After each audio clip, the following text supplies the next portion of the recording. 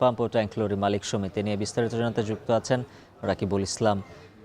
রাকিব, নির্দিষ্ট সময়ের মধ্যে সরবরাহ স্বাভাবিক হবে কিনা কি বলছেন সংশ্লিষ্টরা?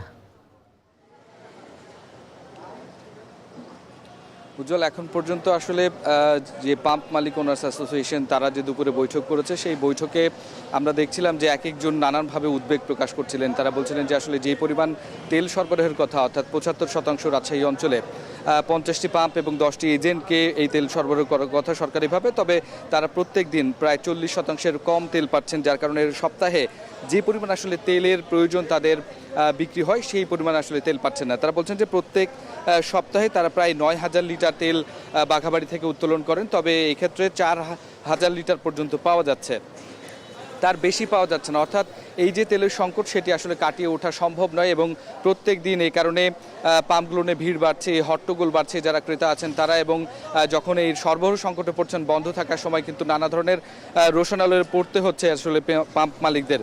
তারা যেই দাবিতে আসলে বলছেন যে তারা আসলে আগামীতে বন্ধ রাখবেন। সুতরাং এটি সহজে আসলে উত্তরণ সম্ভব নয় যতক্ষণ না পর্যন্ত সরকারি সিদ্ধান্ত মতে বাঘাবাড়ি থেকে এই রাজশাহী অঞ্চলে ৫০টি পাম্প এবং 10টি যে এজেন্ট রয়েছে তাদেরকে যে পরিমাণ তেল সরবরাহের কথা সেটি আসলে সরবরাহ করা হয়।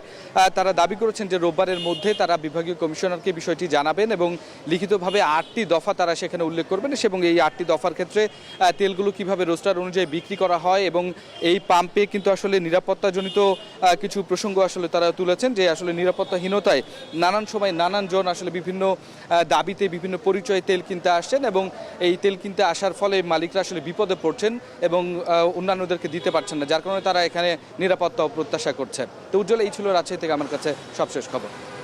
রাকিবুল হাসান জানাচ্ছিলেন বিস্তারিত রাজশাহী থেকে।